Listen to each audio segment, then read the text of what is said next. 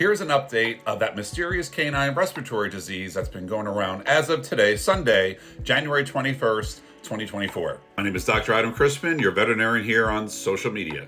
So last month, the U.S. found no novel pathogens in the genetic testing of that mysterious illness in dogs. And what about the number of cases? Well, since we don't have any formal surveillance, we have to rely on a variety of sources to get this information. And the good news is that it seems to be waning, if not heading to normal respiratory levels that we see this time of year. So what was the cause for this spike? Well, according to our colleague, infectious disease expert, Dr. Scott Weiss, he says he's, quote, sticking to the usual suspects, doing their usual things, just at higher rates. And given that there was really good research that's going on right now, they have yet to identify a new pathogen. So what do we do now?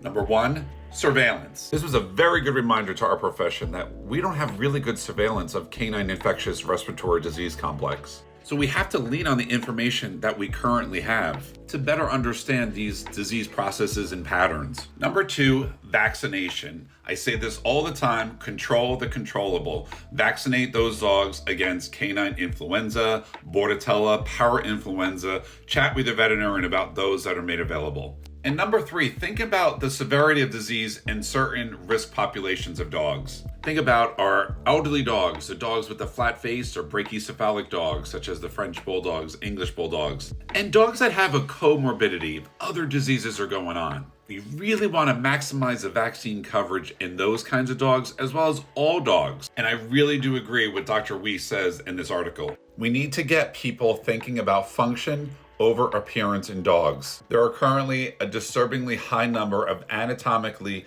disastrous dogs out there because people have bred reasonably functional brachycephalic breeds into extremely flat-faced dysfunctional dogs that have a multitude of respiratory issues. Not all Frenchies are a mess, he says, but there certainly are enough of them that we see infectious and non-infectious complications. I know many of you love your Frenchies out there just as much as I do, but we want anatomically appropriate Frenchies. And this really got us thinking a lot about how we interact with our dogs and their populations. I had a previous video about your dog's social network. Watch that. I still think it's important to understand your dog's social network and risks involved, while also having great interactions with you and other dogs in their network. So the good news is we are on the upswing of this, which is great. And because of you learning and being very mindful of your dog's social network, understanding risks, vaccinating them, and having a conversation with a veterinarian. Be sure to like and follow as I continue to keep you updated as anything can change.